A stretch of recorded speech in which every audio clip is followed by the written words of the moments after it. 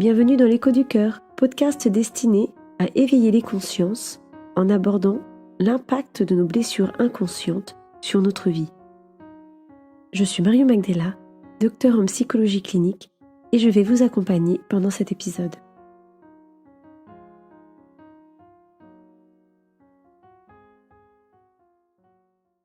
Avez-vous déjà eu l'impression que votre enfant devenait un petit tyran au moment du brossage de dents? Que chaque soir, au lieu d'une histoire, vous viviez un combat épique pour gagner 10 minutes de sommeil? Est-ce qu'il vous arrive de vous dire « mais pourquoi il négocie tout? Pourquoi il teste tout ?» Et si ce n'était pas un caprice? Et si derrière cette agitation se cachait une émotion que personne n'a su nommer?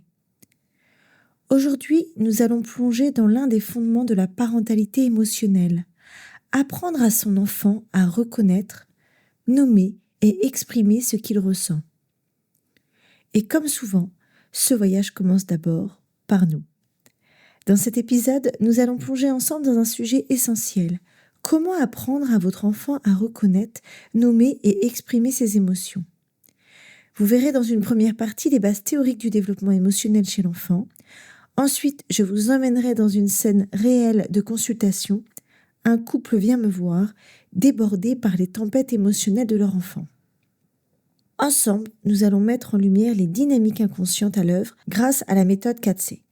Et enfin, je vous transmettrai des outils concrets, des exercices simples à vivre en famille pour créer une vraie écologie émotionnelle à la maison.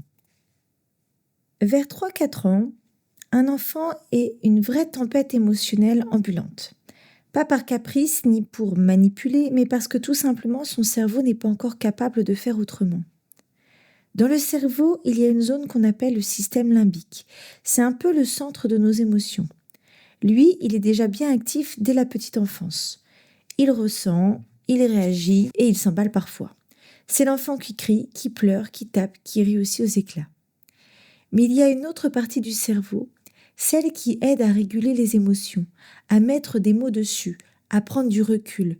C'est le cortex préfrontal. Et cette partie-là, elle est encore très immature à cet âge.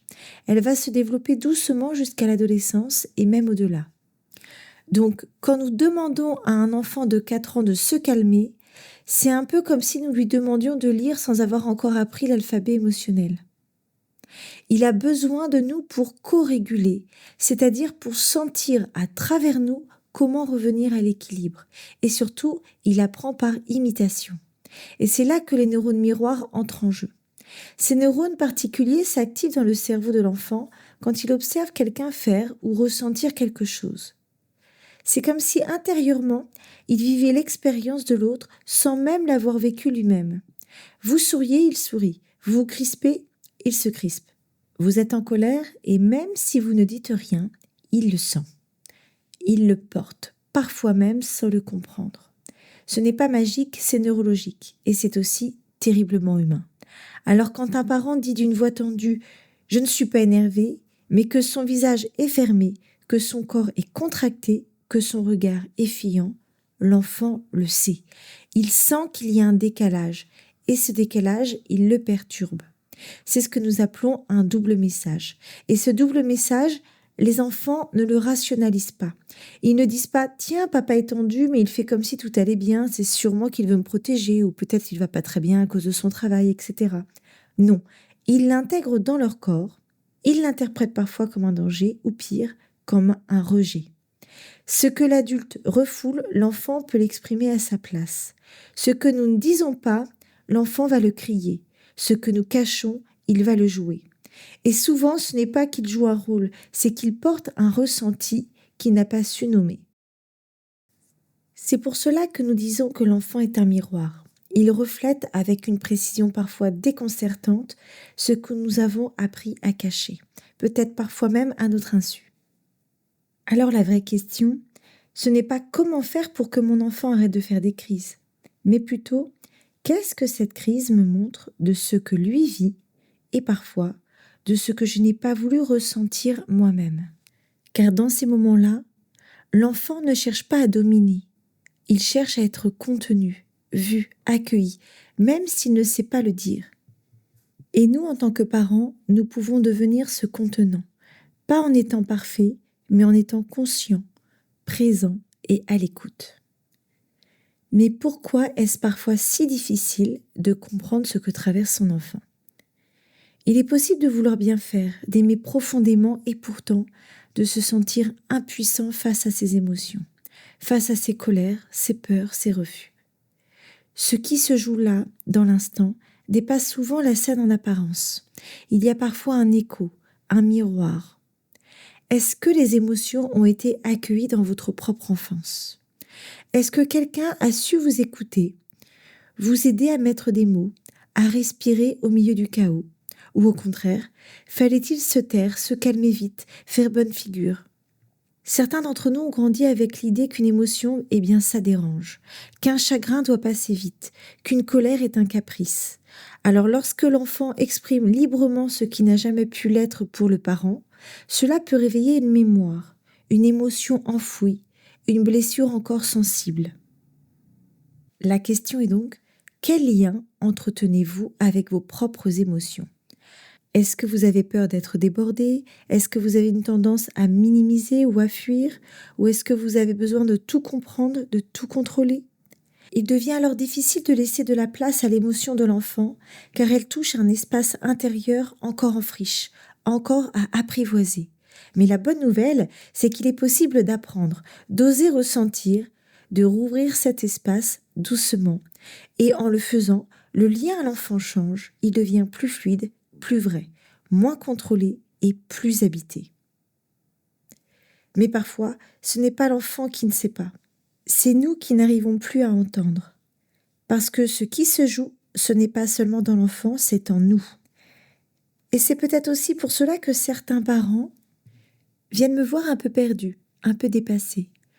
Non pas parce qu'ils n'aiment pas leur enfant, mais parce qu'ils ne le comprennent plus. Ils ne comprennent pas ce qu'il vit, ce qu'il leur renvoie, ce que cela fait résonner en eux. Alors aujourd'hui, j'aimerais vous raconter une rencontre, celle d'Élise et de Benoît, 2 parents venus me voir, un peu perdus, un peu épuisés, avec leur petit garçon de 4 ans. Parce que ce qu'ils vivaient, peut-être que vous le vivez aussi. J'ai donc accueilli dans mon cabinet Élise et Benoît. Ils avaient l'air perdus. Ils sont venus accompagnés de leur petit garçon de 4 ans, Noam, accroché à la jambe de la maman, la tête baissée. Élise a commencé d'une voix fatiguée. « Il nous épuise. Il pleure tout le temps. Il crie. Il négocie pour tout. Le brossage des dents, l'histoire du soir, même pour s'habiller. C'est comme s'il voulait tout contrôler. » Et Benoît a ajouté, les mâchoires un peu serrées, on lui explique, on essaie d'être patient, mais on finit toujours par hausser le ton, et là, il hurle, il se roule par terre, on a l'impression de ne plus avoir de prise. Je sens leur découragement. Et dans leurs yeux, cette peur de mal faire, mêlée à la honte de ne pas y arriver. Je leur propose de respirer lentement et je leur propose un espace de pause. Avant de chercher ce que Noam veut exprimer, pouvez-vous me dire, là, tout de suite, comment vous vous sentez chacun, pas comme parents, mais comme être humain.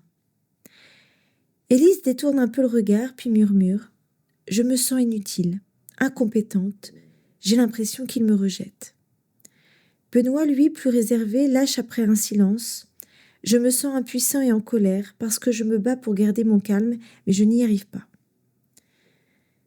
Je les remercie pour cette sincérité, puis je leur propose d'observer Noam.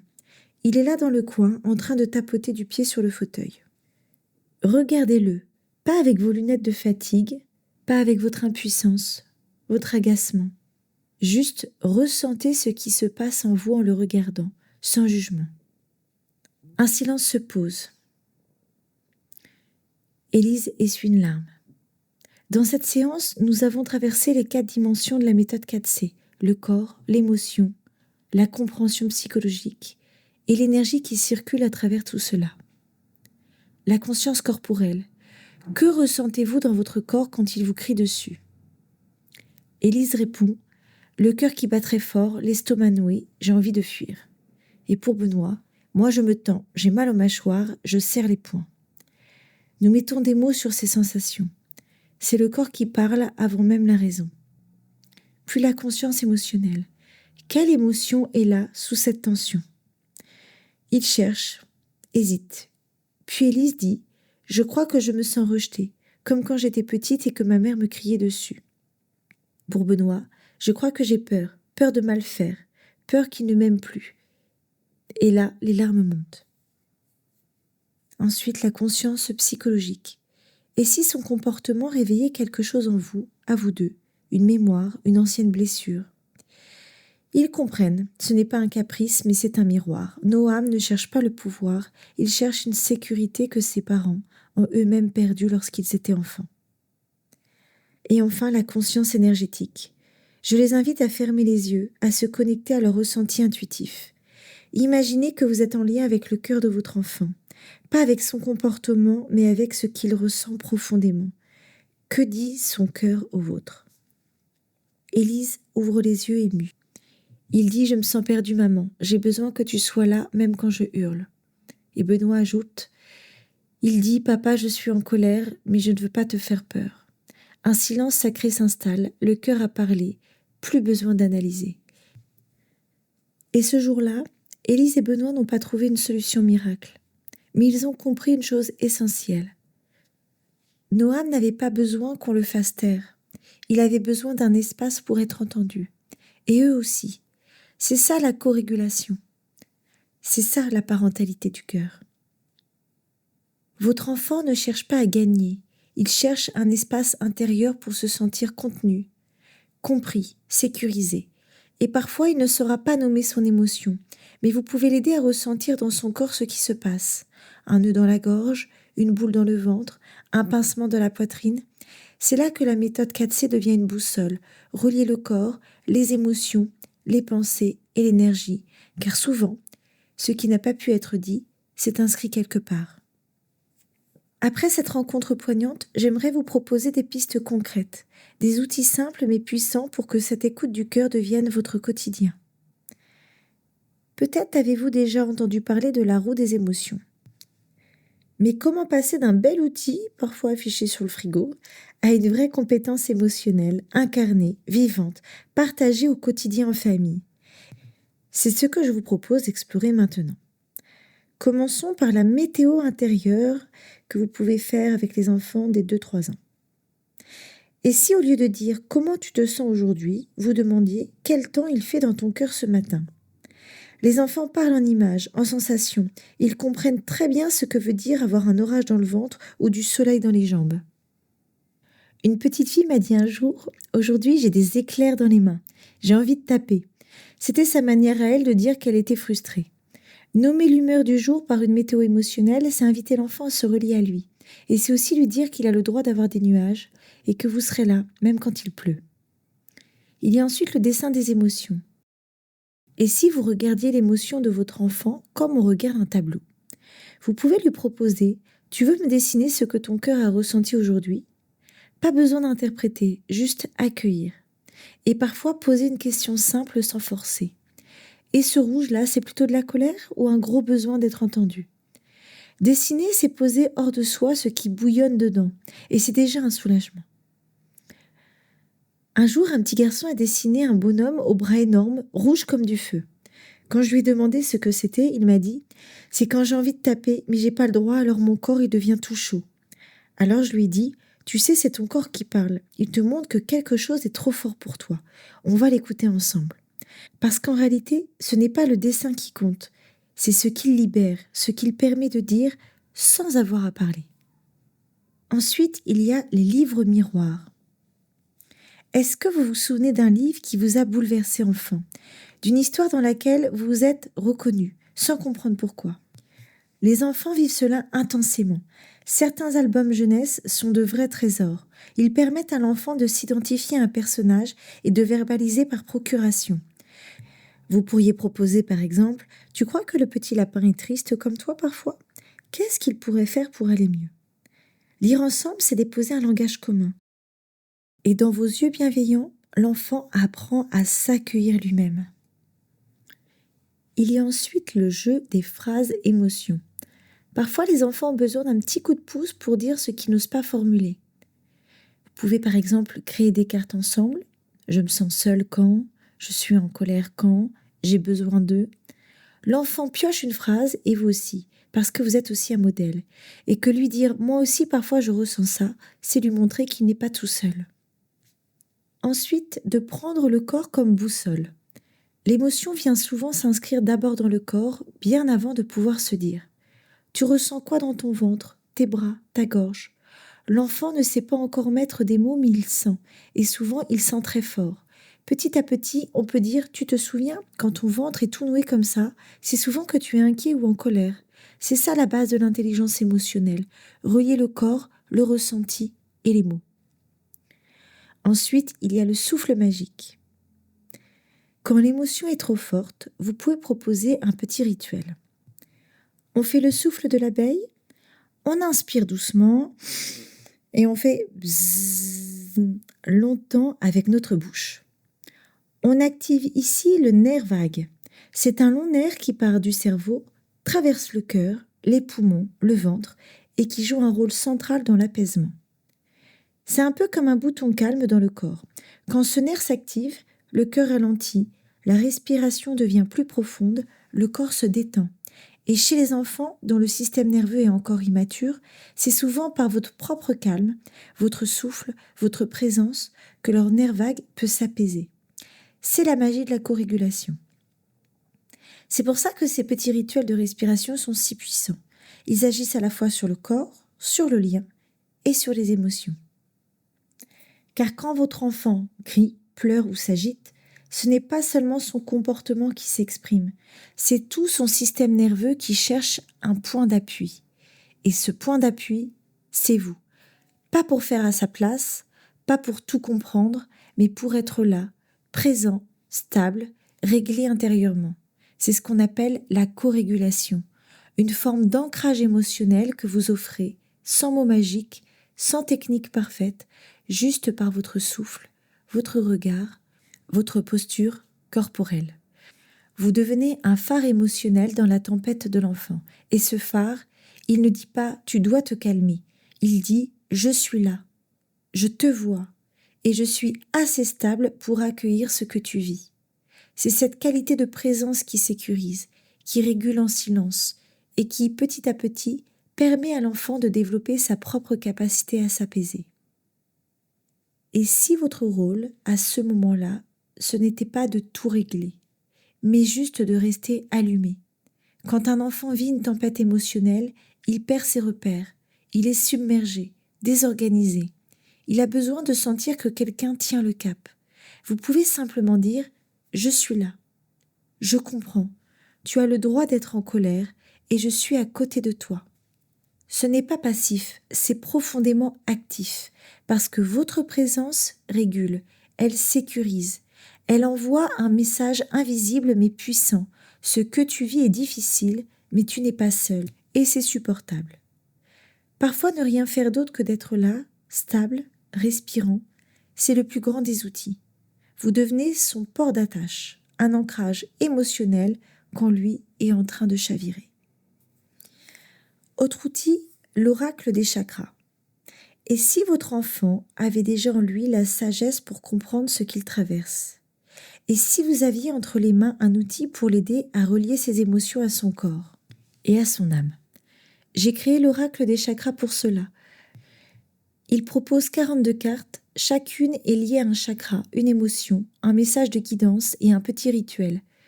Tu veux tirer une carte pour voir ce que ton corps ou ton cœur a envie de te dire aujourd'hui? L'enfant choisit, il explore l'image, le message. Et souvent, c'est aussi vous qui recevez une clé, pour votre enfant ou pour votre enfant intérieur.